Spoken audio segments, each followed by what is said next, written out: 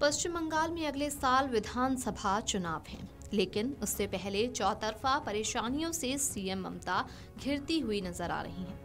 एक तरफ जहां एसआईआर और वक्फ बोर्ड का मामला भी शांत भी नहीं हुआ कि दूसरी तरफ सीएम ममता की पार्टी टीएमसी से निष्कासित विधायक हुमायूं कबीर ने अयोध्या में तोड़ी गई बाबरी मस्जिद की तर्ज पर मुर्शिदाबाद में एक नई मस्जिद की बुनियाद 6 दिसंबर को रखी।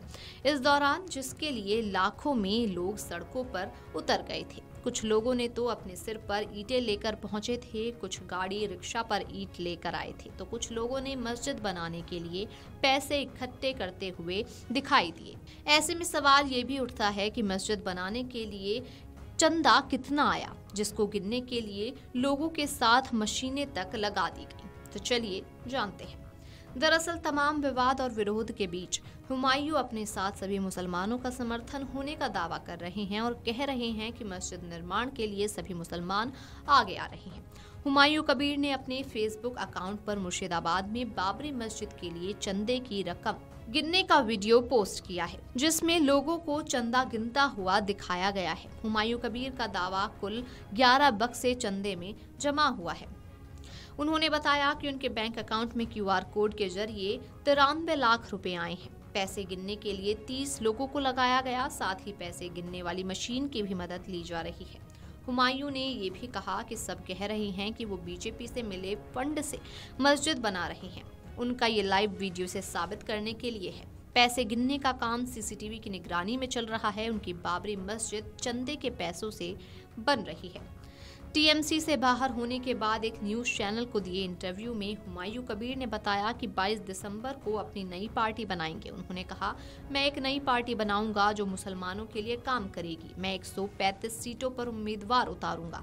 मैं बंगाल चुनाव में गेम चेंजर बनूंगा। मैं AIMIM के संपर्क में हूं और उनके साथ चुनाव लड़ूंगा। मेरी ओवैसी से बात हुई है। अभी तक ना तो AIMIM और ना ही ओवैसी ने इस पर कोई कमेंट किया है। तो वहीं दूसरी तरफ मुर्शिदाबाद में बाबरी मस्जिद की नींव रखने पर हिंदू साधु संत भी भड़क गए। जरा सुनिए उन्होंने। देखिए, किसी की कोई ऐसी श्रद्धा है तो वो अपनी अपनी श्रद्धा से आस्था को मान सकता, कोई दोष या अपराध नहीं है। लेकिन हमारे राम पर टिप्पणी कोई नहीं कर सकता। हमारे मंदिर बने तो टिप्पणी करेंगे तो ठटरी बारी जाएगी। हुमायूं ने जो किया है वो विदेशी आक्रांताओं के प्रतीक को पुनः उनके नाम पे महिमा मंडित करने का प्रयास किया है। यह लड़ाई हिंदू मुस्लिम नहीं है, ये लड़ाई विदेशी आक्रांता वर्सेज भारत की है। और जिस प्रकार से हुमायूं ने वहाँ पे बाबर के नाम पे मस्जिद बनाया है, वैसे भी इस्लाम के अनुसार भी किसी के नाम पे मस्जिद नहीं होता, लेकिन उन्होंने बाबर का बनाया है। तो बाबर एक विदेशी आक्रांता था, औरंगजेब एक विदेशी आक्रांता थे। उन लोगों ने हमारे देश की अस्मिता को तार तार किया। तो निश्चित रूप से ये अगर जो उन्होंने बनाया तो 6 दिसंबर 1992 की घटना जो हुई थी, उस तरह की घटनाएं के लिए वो तैयार रहें। कोई भी इस देश पे कश्मीर से कन्याकुमारी तक अगर बाबर के नाम पे या औरंगजेब के नाम पे इस तरह से मस्जिद बनाता है या कोई भी प्रतीक चिन्ह बनाता है, उसको इस भारत के रहने वाले देश भक्त जो है उसे किसी भी तरीके से उसको बर्दाश्त नहीं करेंगे और उसको निश्चित रूप से उखाड़ फेंकेंगे। ये हम सभी हिंदुओं के लिए, सनातनियों के लिए भगवान श्री राम का और कृष्ण का ये देश है और भगवान श्री राम कृष्ण के देश में भगवान श्री राम कृष्ण के वंशजों का सम्मान होना चाहिए। और अभी मैंने सुना है